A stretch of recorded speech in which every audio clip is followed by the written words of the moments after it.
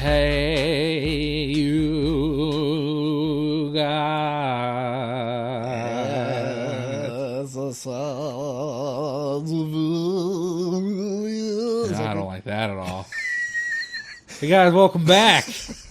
Try to do like a triumphant return of the Sons of Vidya. Guess who this is? Who? Sons of Vidya, but also Tom C.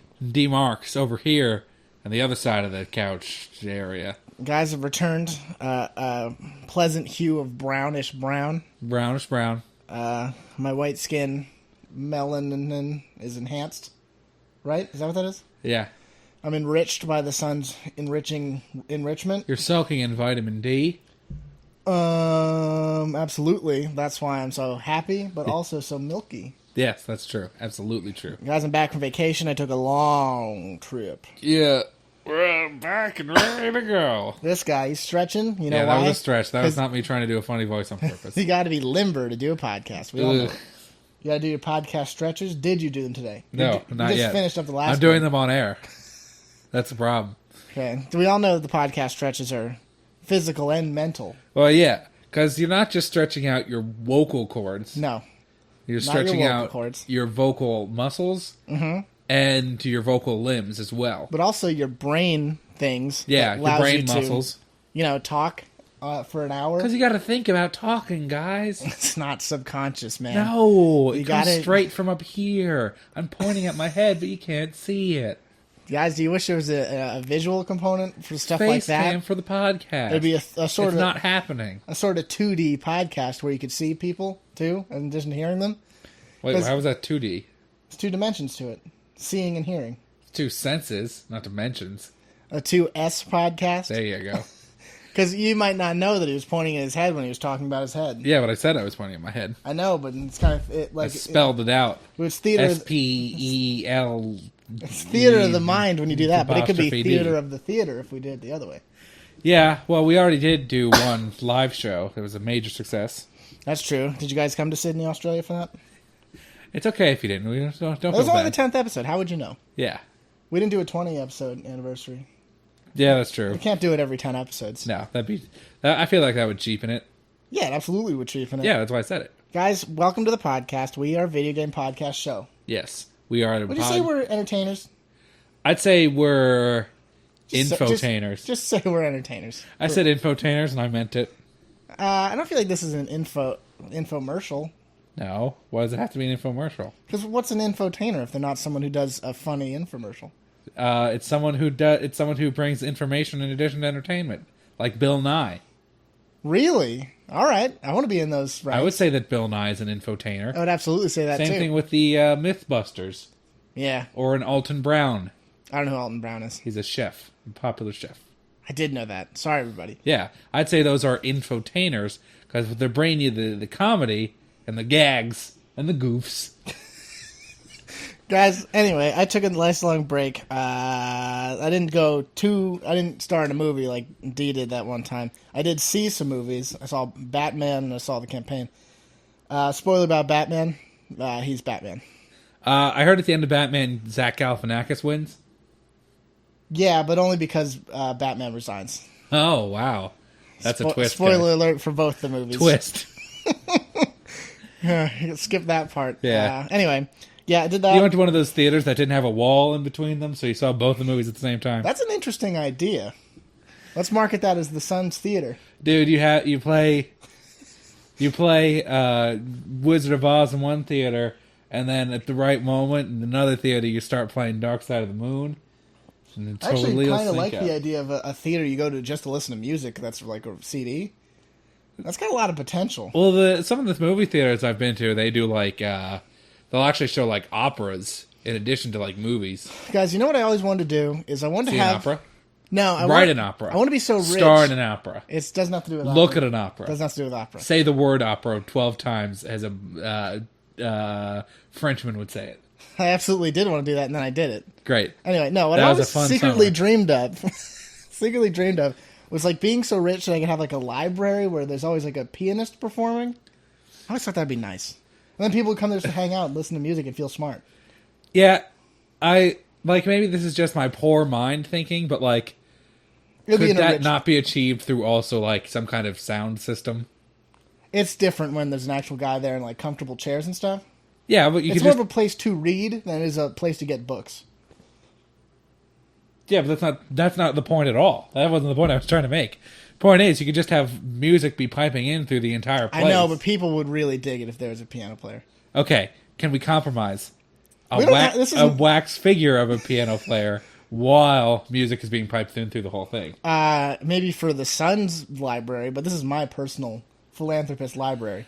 I just wonder how that's got to get expensive. It's going to be expensive, but if I'm the world's richest billionaire, yeah, I'll absolutely fund it because it can't cost that much. Dude, if you probably have to pay them at least like $40,000 a year. That's fine. That's an expensive expense. If I'm the world's richest billionaire, theoretically I'm still earning. Yeah, and true. Only deducting a little bit. Guys, let's talk about something that isn't whatever I'm talking about.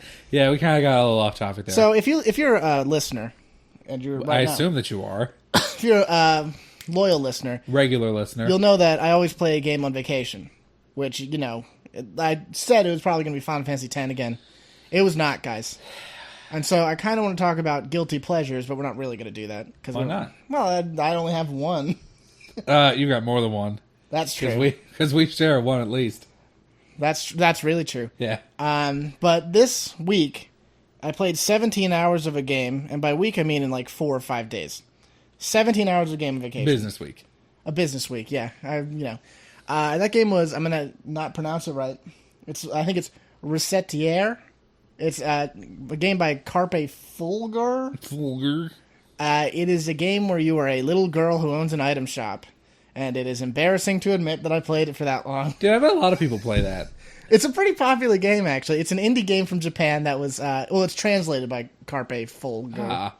Because they're like an independent... Because you explained to me, it sounds pretty fun. It is really fun, and it's incredibly addictive. It's a game where you're a little girl, you're in an item shop, and the whole gameplay is acquiring items and selling them according to the market. And it's really addictive. Because I'm guessing you can't actually... Like, you don't interact with your adventurers at all. No, you do. You are the adventurer. Because here's the deal, guys. Because there's also a big part of the game is adventuring. And by big part, I mean you can ignore it entirely. But you can go and adventure through living dungeons, they're called, which is randomly generated dungeons, to get loot and ingredients to make items to sell. But, like, you can hire adventurers... And by, like, you meet different ones throughout the game who all, like, become your friends or whatever. Okay. Some of them you find in dungeons and stuff. But, like, you hire them, and when you hire them, you basically go into, like, a Secret of Mana or Legend of Zelda-style action RPG game. Okay. Where you go through the dungeons and you dungeon crawl. And you can get chests and you fight enemies and you level up and stuff. And it's actually quite neat. And there's, like, a day system, and that takes a lot of the day. So that's one of the reasons why you don't adventure that much. But... It's pretty addictive. It's pretty... Shop closed. Adventuring. Dude, yeah. No, that's true, though. And, like, it keeps getting a little bit more and more complex, because eventually you get people who want to place orders, and you get people who want to sell things to you. And the game's pretty funny, and it's like a joke all the time, but it was only $5 when I bought it. It sounds fun. It sounds like it'd be... I know, but if anyone actually played it, they'd be so embarrassed. Because, like, I was playing it, and I was enjoying it. But, like, if anyone came into my room to talk to me, I had to, like, close my laptop because I was so embarrassed. Dude, but you're breaking Sun's rule number 1. You're not being true to yourself. I know. That's not being true to you. But I feel like I am being true to myself because that's how I feel. Because I'm not, like, thinking I should be embarrassed. I am embarrassed. I'm not... Because here's the deal. Like, I have, like, my mom comes in, wants to talk to me, and, like, on the computer, like, "Onegasu we get the suit." And you're like, oh, come on. First of all, why are you playing with the sound? You gotta play with sound. Well, why don't you have your headphones in? I didn't have headphones in the whole time. That's a big mistake. It was a big mistake. But it's always Japanese. You blew it. It's like a little girl. They're all little girls. No, but I think you're not being true to yourself. You're probably right, guys. I can't follow my own doctrine. Guys, try it out. Because maybe you'll like it too. Because it's pretty fun. It's you know us. We have a dumb thing where we just like making money in games. No, the thing is, we like any kind of management, like at all. That's 100% true. We're like, oh, I'm going to play Assassin's Creed. I got to get more money to upgrade that villa, though. Yeah, there are Templars afoot, but come on. I know. I got stuff to do. It really reminds me of something like that, just because of how much inventory management and like ingredient stuff, because you'll like go to a dungeon, you're like, I need to get approximately this many toothpicks from these monsters. No, all the items are You gotta hilarious. get the monstrous toothpicks. All the all the items are hilarious. There's this one like tentacle monster that drops purity rings. And I thought that was really funny. Yeah, Like it's a bunch good. of like inside jokes like that, and it's really actually pretty good, guys. If it's $5, Dude, I wonder if that's again, like, I wonder if that's like a translator's joke. I wonder if that is too. Because they're like, tentacle monster with purity rings, that someone's gonna laugh at that. And then it was me. I sure did. I don't know. It was a real guilty pleasure, and I didn't finish it, but I could easily just finish it, because now in my third playthrough, which is because I lost the first two, my third playthrough, I'm far over the amount I need to win. And I'm way before the time I'm supposed to win, so I don't know. You did it. That's literally the only game I played, guys. I was gonna play Musashi Samurai Legend for PS2, which is also a great game. Jeez, you're not even pretending to play Final Fantasy X. No, it just What a joke. the first day I wanted to do it, and I didn't have the proper cables for the TV. And then after that day, I was like, forget it. Dude, here's the problem with Final Fantasy in general. They're so slow to start. Yeah, that's 100%. Especially 10, I feel. Because you're like, oh, I gotta go through all this sin part. And then I that gotta... part's the coolest part of the game. That's not true. It's one of the coolest parts of the game. You get that first cutscene where everyone's getting rocked and Orin's like... Yeah, it's cool, but it's just... Because And you got the Blitzball scene, which is cool. Okay, first of all, you know I don't care about Blitzball. I'm a big fan of Blitzball. Guys, could somebody sell me a Blitzball? Because that'd be awesome. Yeah, I'm surprised they don't make this. They probably do, and I've never looked it up. Because, like, I mean, Final Fantasy VII was at least a little better, because you're like, train, and then immediately battle. That's true. Because you're You like... do battle like some sin spawn in the beginning of 10, but who cares? Yeah. Who cares?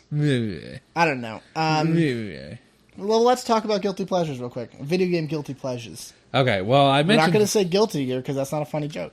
That's not a guilty pleasure. It's one we are proud to wave the banner on. Yeah, absolutely. We're doing that. Okay. So the one I was talking about one that we share. Sorry, guys. I'm still coffeeed up.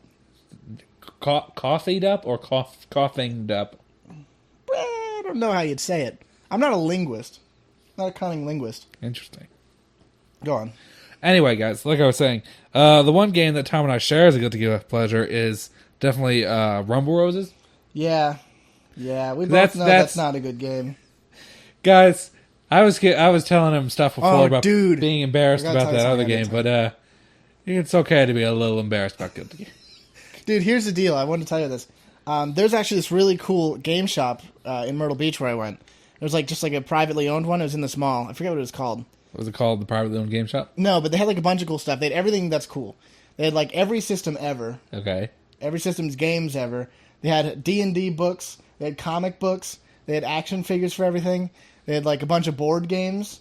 It was really, really cool. And then they had some strategy guides, and they had a strategy guide for Rumble Roses. Why did you not buy that? That sounds hilarious. It was $3, and I didn't buy it. Why did you buy that?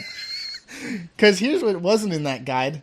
A bunch of artwork. High-res pictures? Yeah, that was not in the book, so I didn't buy it. Still, it's still a mistake. I just don't know why there's a guide for that game. No, that's why it's so funny to me. Because that game doesn't need a guide. Can you press a couple buttons and directions? It showed like every move. That could be kind of helpful. It was kind of helpful, but I should have bought it. Yeah, you really should have. That was a mistake. You blundered. I blew You should have bought it for me at least. I know, I blew it. Way to go. It was a really nice shop though, but I believe it. I can't. Dude, those indie shops for the most part are always a lot nicer than like your normal GameStop. Yeah, they're for different things, I guess.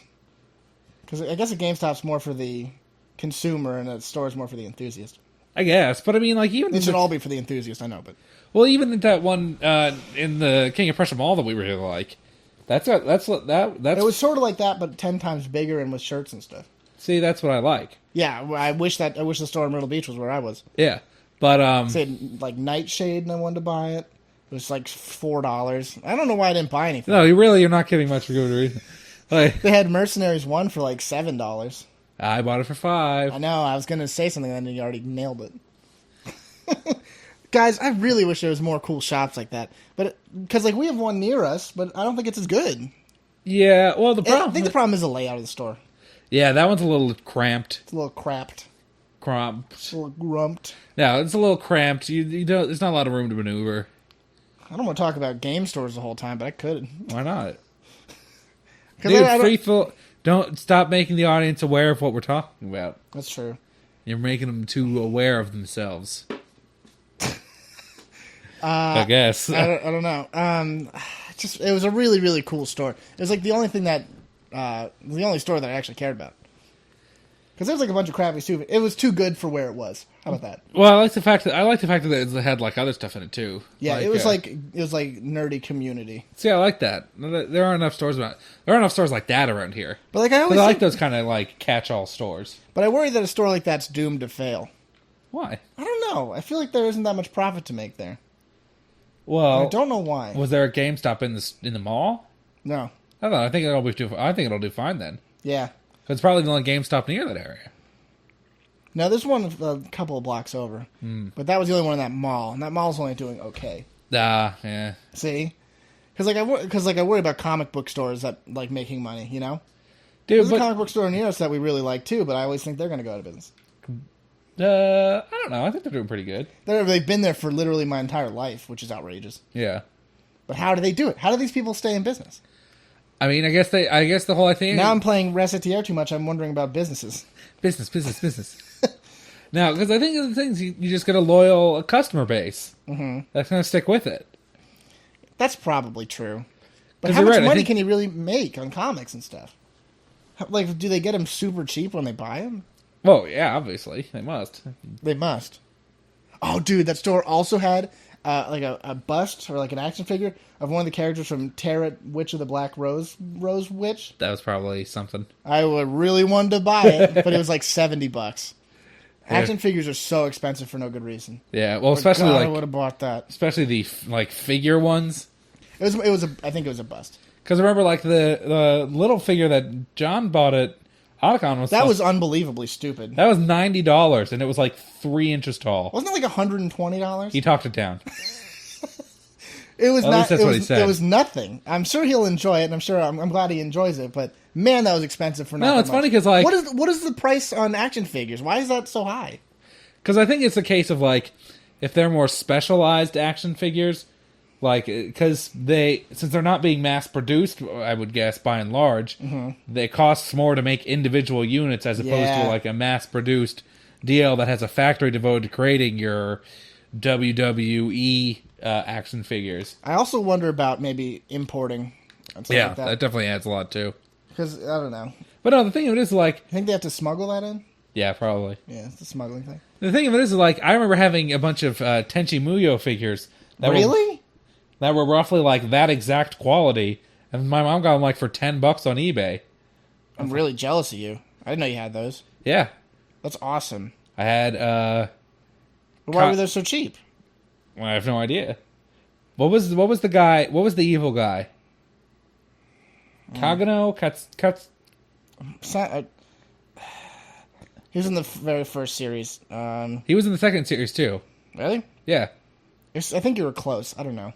But yeah, it had that. It had Washu, which is why my mom bought it for me. How'd she know that? How's your mom know you have a weird Washu fetish? Because back then, I think I didn't hide it particularly great. Mom, but she also turns into this older lady, too. Imagine you really Ronnied it up. Mom, it's so great. Do you know what anime is, Mom? Why don't you Google that? Mom. Google that good thing. Mom, she's so tsundere. Anyway. Oh, guys. That's what I feel like you did. We had fun. No, but that's really cool. I don't know where these things come up. Because, guys, here's the thing about me that you probably know, and I think we've talked about before. I love having gaming paraphernalia. We have talked about it. We took a whole episode talking about it. We had like at least one segment. We had like a half episode. Yeah. But I would totally... No, we can't get enough. We got an addiction. I got an addiction. Did I buy a figure of any video game figures? No, I don't think you did. I didn't either. I know I didn't. That seems weird. We haven't talked since Otacon, have we? Yeah, we did. Yeah, we did one right when we got back. What was that one on? I don't remember. It was the one we did later. Yeah. We did that Tuesday. We did that Tuesday because we didn't release right. Guys, this is not interesting. I think it's interesting. I think we really got a casual feel today. Yeah, I'm just saying. I don't think talking about the release schedule of our podcast. I think is something people don't want to listen to. I don't know. I think once again they're here for us, not for. I try to remember what the last figure of that thing was though, because there were 3. It had the guy. Was it Ryowoki? Because it'd be awesome. No, although I did have a Ryowoki. Oh, I had a Kenoki pillow. That's awesome. I didn't know that. Yeah. How do I not know that? Because you've never been to my house. Been to your house like once. Yeah, never. Pretty much. That's unbelievable. Yeah, it's great. I'm really jealous of you right now. I had a Washu keychain for a long time too. I remember that. Yeah, that was always cool. I should probably take a break here. Yeah, I think people might be weirded out of my Washu fetish. Talk a little too much about that. Talk amongst yourselves about that, guys. Yeah, probably don't have to.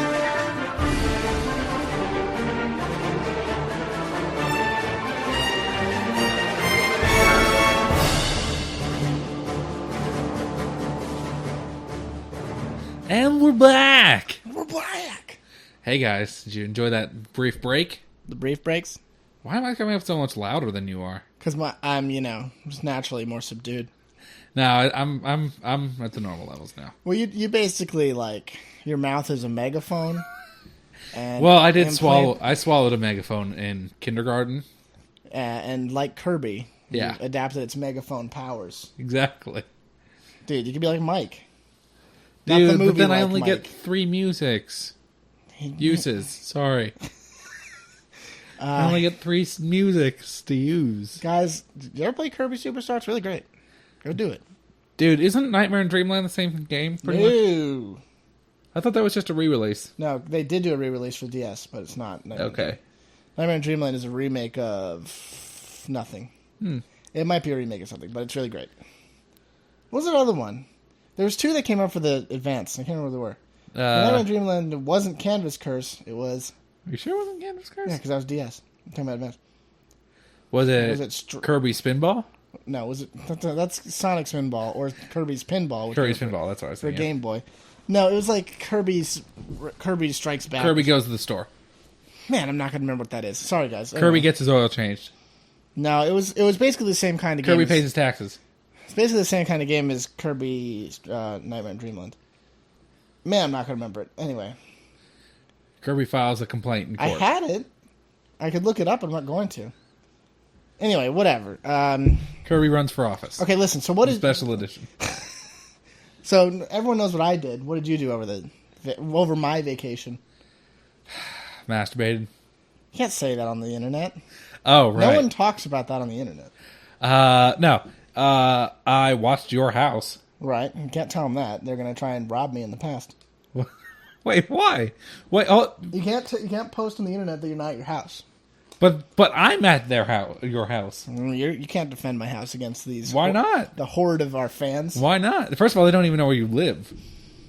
Well, I assumed you were going to reveal that information later. I was not going to do that. All right, well. See, that's the first step of a good house sitter, is that you don't tell potential burglars where your house sitting. Yeah, that's important. Yeah. Okay, I'm glad you knew that for this, because that could have been... Well, that's why, yeah. That could have been a problem. That's why you trust me so much with we your still house. have to worry about time travelers. Also, I still have to double-check that you didn't have any crazy parties at my house. Well, if I did have a crazy party, I would have invited you. Hey, Tom, I know you're down in...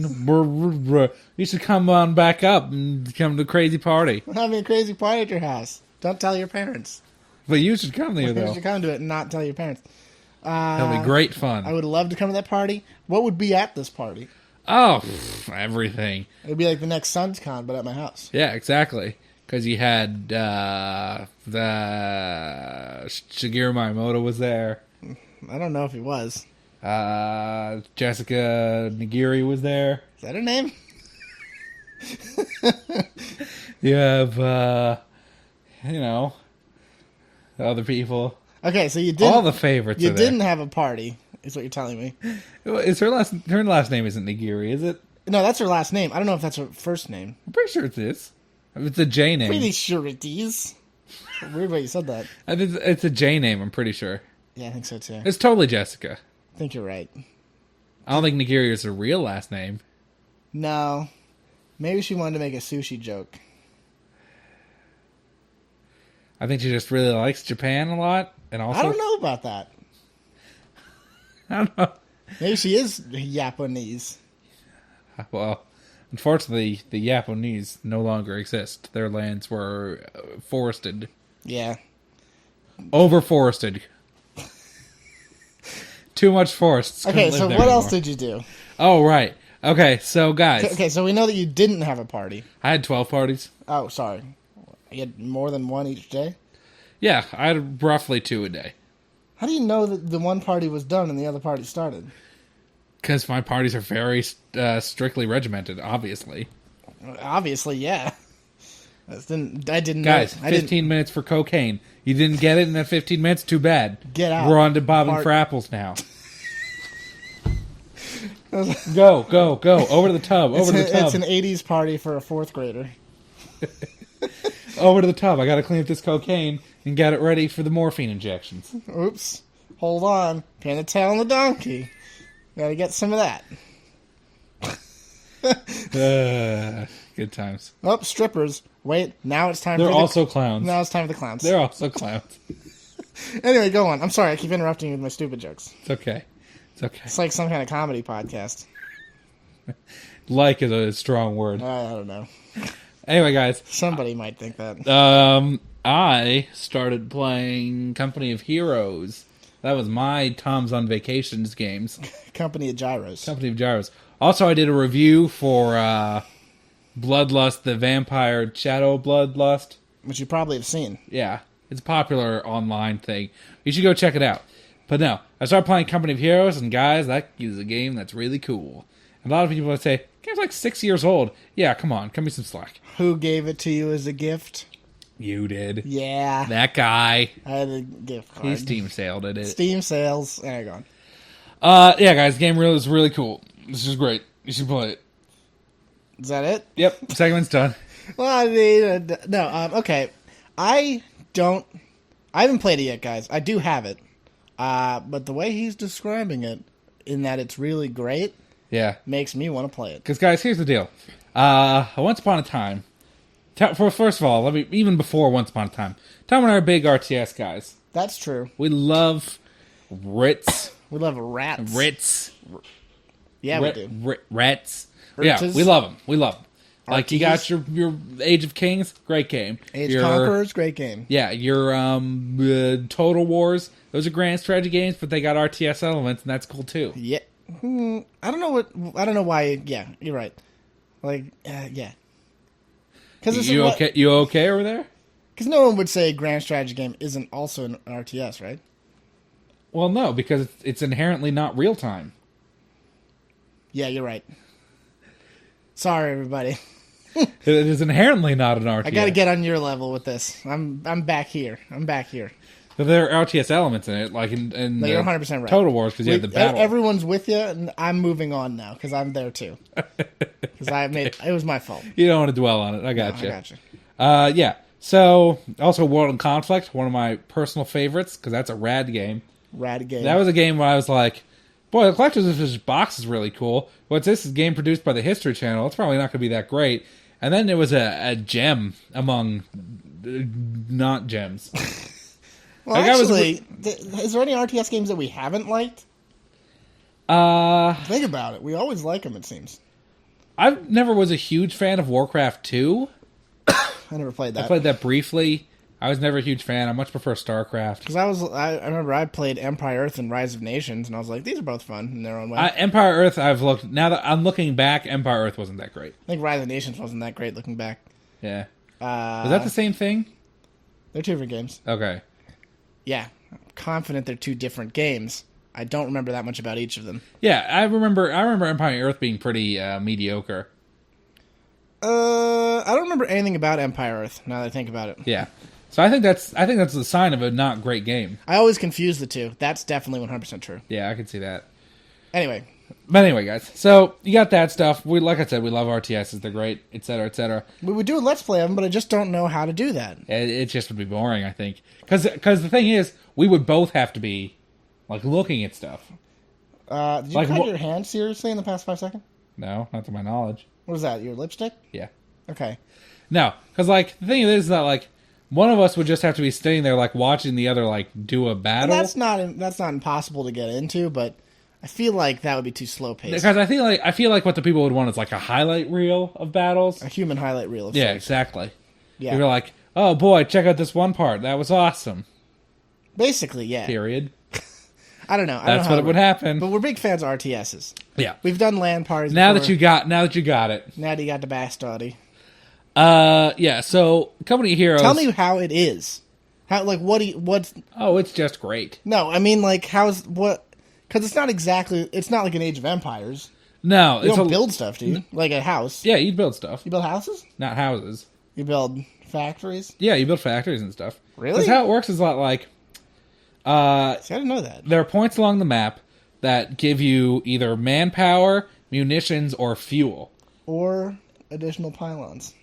No. Okay, sorry. And you send dudes to capture these points and secure them, and when you secure them, they give you resources that you use to build units. Mm-hmm. Now your engineers build up those build buildings that allow you to build those buildings, like tanks and cars, bigger car. No. Boats. Yeah. But no, they let you build up the units that you use to kill things with. Okay. And then, from that, once that goes on, you take the battle to the enemy. You're acting like it's not that complex. What we were telling before is that there's all these different skill trees. Well, I'm just getting them to the basics. Oh, because sorry. there's a whole bunch of stuff.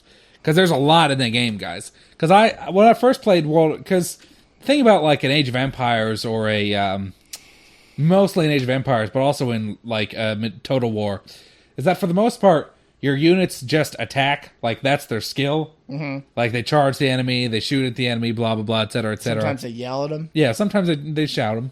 Say some pretty nasty things, guys. Hey, you, stop it! Language. Stop attacking. All right. But in World of Conflict, was my first real taste of like units actually having like abilities to use, like airplane or helicopters could drop infrared flares to keep them from being shot down by missiles, Which is awesome. Tanks can do smoke screens to also not be shot by missiles. Which is awesome. Infantry can shoot missiles at things. Which is awesome. So in Company Heroes, that's an idea that's really expanded because almost every unit has some kind of either upgrade or actual like active ability that like really affects how the game is played. I'll give you an example.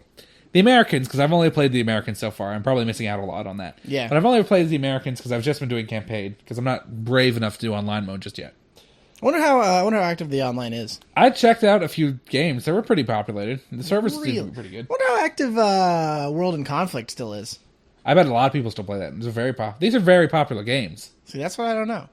The point is, like, okay, so the Americans have a basic half track. It's the M3, not the Greyhound. I think it's just the M3 half track.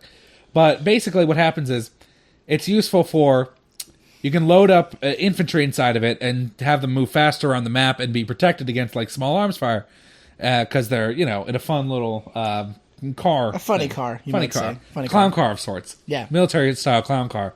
Also, they can actually reinforce damaged units in the field, which makes them extremely useful. Now, one of the things about the M3 that they can do is you can choose for individual units to lose that ability to transport units around the battlefield in exchange for mounting it with a quad machine gun, which is awesome. But the thing of it is like, that radically changes how the unit interacts with the environment. Yeah. It goes from a, tactical response team that is able to drop off infantry at key points and reinforce infantry to a super good infantry support that can, like, mow down enemy infantry like it's nobody's business. I was looking at it on the wiki. On the wiki, they make a very specific point in differentiating between a quad-mounted and non-quad-mounted M3 because they said on the wiki they're essentially two entirely different units. And that's awesome. Yeah. And, like, almost everything has stuff like that. See, that's like something that's really cool to me for some reason. Like, you need to really be aware of stuff. Like, it's very rare when units don't have either active abilities or things to be upgraded. And that's different from, every RTS ever. StarCraft? No. No. StarCraft has some abilities, but it's, not that much. Another thing one of the Americans can get is their normal tanks fire like, like howitzer style, like big, high explosive shells. Or they can turn into siege tanks? No. God, siege tanks. Well, kind of. Because what happens is... I'm back interested. They can shoot these high explosive shells that are really good against damaging, like, buildings and infantry and stuff. We call them HE shells in the biz. Yeah. Or Tank biz. You can do a global upgrade that improves their armor penetration against enemy tanks, but since they're, like, high-impact sabot shells, they don't have such a high explosion radius, so they're not as good against infantry. So it increases their usefulness against tanks, but it decreases their usefulness against infantry. And it's an active decision that you have to make. Do I want my tanks to be good against destroying other tanks, or being more well-rounded and being able to also take on infantry more effectively? Do tanks have, like, machine guns, too? Yeah. So you'd always want the anti-tank rounds. Yeah, but there's also something to be said to being able to take out massive formations of infantry. That's true. Which you really can't do with those sabot How can you rounds. change them on the fly? No, it's a permanent change. Permanent change? Yeah. That's why you have to be aware of it. You can't, like, change it every round? No. You can change it every mission. Okay. But, like, for one mission, you have to figure out whether or not you want your tanks to be firing these high explosive regular shells or these armor piercing rounds. See, that's cool, though. See, and then it's a bunch of stuff like that. So you have to it's a really cerebral game. There's so much stuff in it, guys. Is there, like, a single-player mode that isn't campaign? Yeah, there's, like, a free battle mode. That's awesome. Yeah. That's what I would do. Yeah, you'd probably enjoy that. Because that's all I want, guys, is just the simpleness of an Age of Empires 2 with every other game I play. Yeah. Because, like, there's just so much stuff in that game, guys. And like I said, you get different, like, depending on which faction you choose, you get different, like, command trees, which are kind of like skill point things. And as you kill more units, you get more experience to put in these abilities. And you can choose, like... And it really makes a radically different game depending on what you choose. Like, in one of the expansions, they make the British. And the British's 3 command trees are artillery, engineers, or commandos. And it really, like, radically alters the way the British change the game, especially with commandos. Because originally the British are much more, like, passive and defensive, because that's much more their style. But with commandos, you have to be really smart and really aggressive. And they have a lot of really cool abilities, like... Oh, one of the things they can get is the a radio triangulator, which you can plant which is camouflaged, and you plant at different points around the map, and it creates a triangulation field that you can sense all enemy movement within the triangulation. That's awesome. And, like, if you keep it up and running, you can know, like, everything that your enemy does, depending on where you put it. That's really awesome. Yeah. And dude, like, there's not, like, from what you're saying, like, I can't think of too many other games that have that much. No, you're never gonna choices. You're never gonna run out of stuff to do. That's the thing. Like, there's always something new. I've only just recently in campaign mode gotten to the point where I'm allowed to choose what command tree I'm going with. It's always been chosen for me. So, like, that's a big decision even of itself, because I like using tanks, but also infantry are incredibly good. And airborne's also good. So it's all, like, legitimate choices. Yeah. Nothing, at least as far as the Americans go, as far as I can tell, all the choices all have value, and you never feel like you're missing out on anything, because the stuff that you get, especially, like, at the end points of the trees, are all really cool.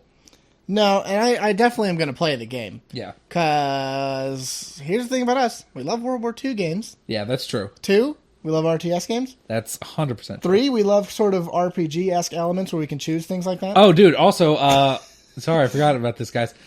Units level up. See, that's awesome. They gain what's called veterancy. And veteran units are much, much, much better than just your standard units. And each faction has their own way of gaining veterancy, which I think is cool, too. Remember how there's veterancy in Days of Ruin? Yeah, I do remember that. That was awesome. That's the only Advance Wars did it. You know that Advance Wars, the last Advance Wars came out 4.5 years ago? Yeah. That sucks. I can't believe they haven't come up with a new one. Especially for, like, the 3DS. Imagine if you had a tank shell shooting right at your face. Oh, no. Guys. Because I think a lot of people were kind of mad with Days of Ruin. Yeah, a lot of people were. But they had no rights. Because I think they were sad that they got rid of the normal, like, franchise people. Yeah. Guys, it's hard to make an RTS or hard to make an RTS centered around modern units. Or semi-modern with World War II. I don't think so. World of Conflict did it beautifully. And that was probably one of the most modern RTSs ever made. Yeah, but I always feel like it's a little tough because, like, when Medieval 2, when the Total War series went to more gun-focused thing, people didn't like that game as much. Because people liked infantry-centered stuff. Yeah, but I think those people can suck it because they're portraying a time period where guns are a major thing.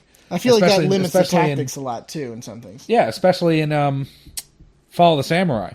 Guns play a huge portion of that. And if you're smart, your regular katana samurai can take out an infantry squad armed with muskets, but it involves good tactics. It's just like in Company of Heroes. There are certain units that, especially on the Axis side, they call them like big, super heavy tanks. And they're really tough to kill because they're like super plated with armor. But if you're smart and you actually like use strategy and tactics and whatnot, they're really easy to take out if you can like either separate them or flank them and stuff like that, just like in real life. Can't see his face, guys. It's a good face. No, I'm excited to play it, but I just have to find time in my incredibly busy little girl simulator games to play this hardcore tank game.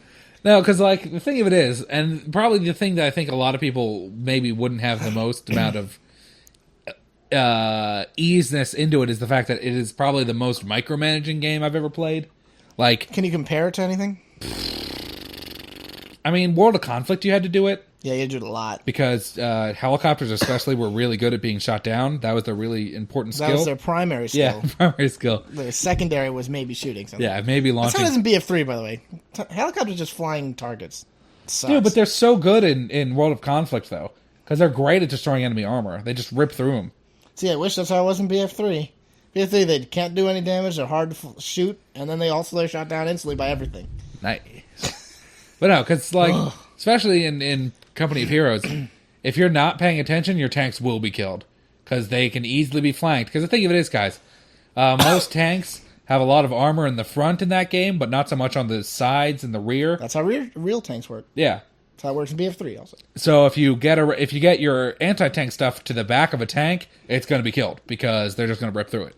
Yeah, that's especially true of tanks in World War II also. Yeah. Except for apparently the Churchill tank is pretty well rounded in that game.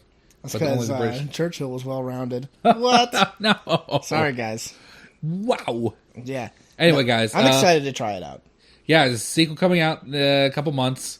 It's going to be the Russian front, which is going to be cool. Apparently, there's a new mechanic where your men can freeze to death, which I think is neat. I also think that's neat. And yeah, go buy your copy today. Go Wolverines. What? Okay. Yeah. Yeah. I guess it's time for plugs. Yeah, it is time for plugs. Guys, I want to quick talk about this first. So I made a Facebook page for us, which I still have to update. Yeah. Oh, I made a Twitter for us. Okay, this is the first I've heard of that. I forgot to do anything with it, but I did make one for us. Well, at least we got that domain, that heavily sought after domain. Dude, I was worried. Somebody was going to take it. Dude, we had to buy it. It would be like the most expensive purchase. Yeah. It would be $1,000 for SonsOfVidya Twitter. Like, really, dude? What is it? What is the Twitter name? It's at SonsOfVidya. Guys, follow us. Maybe we'll do something with it. Yeah, we really should. We have a Facebook now. It's SonsOfVidya. Just search us. Please like it. We already have quite a few. 5. Yeah, I noticed that. And I'm actually pretty happy about it because most of them aren't my friends. Nice. I don't even think you liked it. I have not yet. I have not gotten around to it. All right, so there's that. No, that's exciting. Please do it. We'll probably post a lot of stuff there that we wouldn't post anywhere else. Yeah, that's true. Because I think we'll maybe post like pictures we make like for our intros and stuff.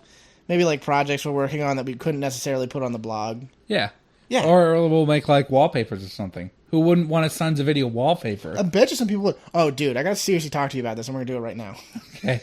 So Mustard Man, our super fan. Oh, speaking of Mustard Man. Congratulations, Mustard Man. You were the only person who got the contest from last week. Yeah, which is weird. Everyone else guessed Baldur's Gate, which I was shocked. I never heard of that game. I've heard of it. I didn't know it was like... I didn't know it met the criteria of what I said. Weird, right? No, guys, it was Mercenaries. Playground Destruction. That's going to be our next Let's Play. So anyway... no, he talked about how he wants a signed poster from us from, like, New Vegas. And I was like, that is a really cool idea. Wait, what do you mean from New Vegas? He wants, like, as a prize, instead of, like, a game, because he doesn't have Steam for some reason. He was like, you should get, like, a New Vegas poster and sign it and send it to us. And I was like, we should do, like, a SonsOfVidya care package. Yeah, that would be cool. Like, I could sign dumb things around my room and send... Well, we could do like... I don't have a nice signature, though. I gotta think of my stage signature. Oh, yeah, that's true. We are going to need those. Yeah. Anyway, guys. I just wanted to put that out there. Yeah, so please do that Facebook stuff. Please do the Twitter stuff. Please email us still. Emails are a huge boost to my ego. Because they're special. They're special to me. They're an ego boost. I love it when you special. email me.